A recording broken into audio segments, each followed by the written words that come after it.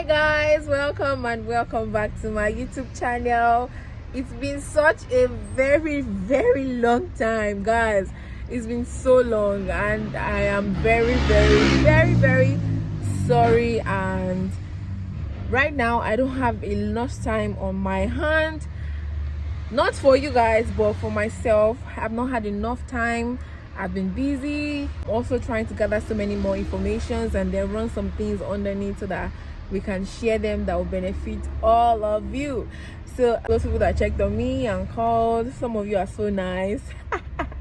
So thank you guys. In this video today I'll be speaking to you guys about the election that just passed, the Brazilian election that just passed. You know, it was on Sunday and then we have a winner already. So let's get right into this video. So welcome back, guys. So the general elections, they were held on the 2nd of October 2022 this year, like early October, and it was to elect the president, vice president, national congress, governors, vice governors, and legislative assemblies. Yes, just the way we have it in Nigeria, general elections, and then you elect your chairman, vice, kinikon, this one, that one, you get. So they held the same thing the same way here in Brazil. So there was no candidate for president, for governor in some states. When they were voting that day, some people in some states, you know, we have 20 states in Brazil, some states were able to declare that, okay, this candidate has already won because there was no competition or ties. But other states could not declare that there's a winner because there was a tie. And the oga patapata of it all, the ongbonge of it all, was the presidentship, you know, the president election part, where there was a very, you know, funny tie between the former president and another former president that wants to come newly to become a new president again. I don't know if that English makes sense, but you guys understand what I'm saying. So it's like let me give you an example as a Nigerian. It's like okay, it's the way there's Buhari now. You know, Buhari has won. He has spent 8 years, and then probably Peter Obi wants to run, and then let's say Peter Obi has run before, he has been president, or let's say Obasanjo that has been president before one time in so many years ago now wants to run along with President Buhari. So that is the same situation that is happening here right now. Obasanjo has run and he has done presidency in a year, like 5 years back. You get, and it was a good president, people liked him. So now Obasanjo wants to come back to run again, and then Buhari also wants to run. So that is what is happening in Brazil right now. President Bolsonaro and ex-president Lula, that wants to become the new president, ran with Bolsonaro, which is the current president, and the tie has been crazy. You need to see the force everywhere, on the streets, in the car, restaurants, everywhere, churches, macumba houses. There has been so much drama.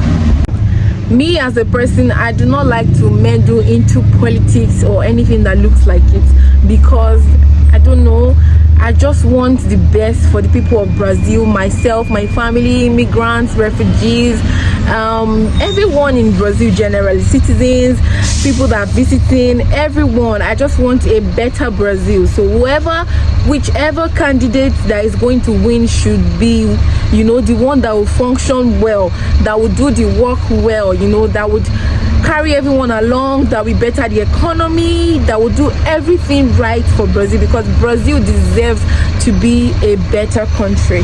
So I'm not supporting anyone at this moment. I am strictly on the fence, but I just want a better Brazil.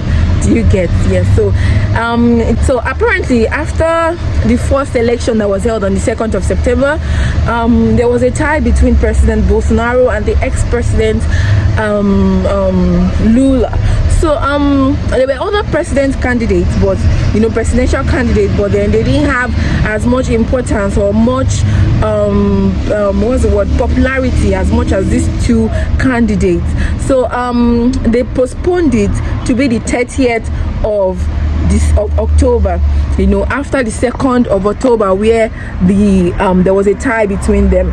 Fast forward to now. I've told you before in an earlier video, the first election, that their election process is way different from ours. Our own is not electronical, it's still manual, paper, you know, collect paper and vote, or you use fingerprints. You know, there's not much. I don't think there's a country in Africa that does electronic yet. I'm not sure, but we could confirm. So but Brazilians use the electronic type of voting. Do you get? So I'm sorry, there's a lot of shaking today. My tripod is in the house and I just had to do this video today. So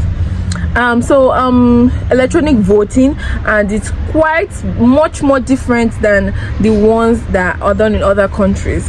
So also Brazilians allow that, or the Brazilian economy or the juristic system allows that even if you're a Brazilian or you have the Brazilian documents and you're outside of Brazil.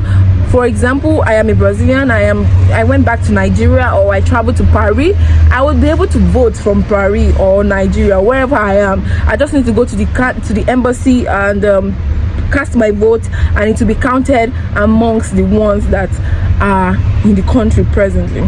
So anyways, on the 30th of October, which was on Sunday, this past Sunday, everywhere was quiet. You know, it was a very delicate period for everyone. Everyone was just being peaceful because no one wants to get in another person's shoes or in another person's, you know, angry parts. Nobody wanted to anger another party, you understand? Families will come, you know, the mother can be for one president and the other father can be for supporting another president. So everyone just kept calm. Everywhere was silent all through Sunday. You know, we were even scared that what's happening. It's just, you know, voting. But then people feel like, Brazilian people feel like it is more than voting. It's their own country. The way we feel it now in Nigeria, where we are saying these people just want a better country for themselves. Either President Lula, either President Bolsonaro. I'm sure everyone has an aim, like they know their intention for wanting to vote their candidate, which is personal to them. So anyways, on the Sunday, everyone went to vote. You know, as I've told you before, if you do not vote in Brazil, if you are eligible to vote and you don't vote, you will get like a strike or like a fine or something. So everyone went to vote on that Sunday, and then in the evening at night, I took a walk with my clients that stays with us. So when we got to where we're going to, you know, people started to scream. We didn't know why. Everywhere was still quiet, no one was out, just few supermarkets were open, blah blah blah. So when we're coming back home, the Uber we took, you know, told us that oh, this person has won, President Lula has won, and we're like, oh, that's good, congratulations to him and his family and the people of Brazil that were trying or that were open to vote for him. So he just kept nagging, you know, complaining because he isn't for President Lula, it's for President Bolsonaro. So on our way home, I will attach a video. People were screaming, throwing knockouts, fireworks, you know, thanking God for the candidates they chose that won. So that is what happened, and this is me saying it to all the other people. So in all, to summarize everything, we have a new president, and that is exactly how it has happened. You know? President Lula, they said, is a special candidate because he has won, like, I think 3 times before. You know, he has been in politics all his life. You know, he has pictures of when he was young and tried to control everything and, you know, do well in politics. I don't know, I just saw them online. I can't confirm anything. They are all documents that I saw online. So anyways, they believe that, many people believe that, especially the Christians and the people into the juju part, African juju stuff, they believe that this president is going to come again and then help the poor masses and then make things cheaper. You know, I always say Brazil is cheap, so you can imagine when I say make things cheaper, it means that cheaper than cheap. Yeah, so like the stories I heard before now, they said because I wasn't in Brazil when this president Lula was in power, what I heard was that when he was in power, when he was like a president, everything was cheap and affordable. People could do things, especially the poor people, you know, people living in the community and all those things. They could buy, you know, regular food with small money and all. So I think that is it.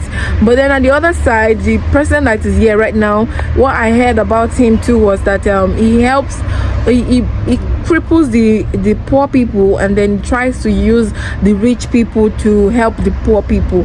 I don't know how through all this is, but my Uber driver, that is what he said. This is not my experience, this is an experience of my Uber driver. You know, this is what I heard from them. They always, one thing about Brazilians is they always like to talk with you whenever you're around them. So like maybe you're in their Uber, they would like to gist with you. Maybe you're in their space, you know, they would like to talk to you about stuff going on in their mind, which I feel like is a very good thing. It can be annoying though, but I feel like it's a very good thing because you're learning the language as well. But then that is all. We have a new president in Brazil. I wish Brazil the best. I wish the country goes smoother. I wish everything good for Brazil, and I pray that God continues to bless and protect the people of Brazil. Thank you guys for watching. Ciao amigos.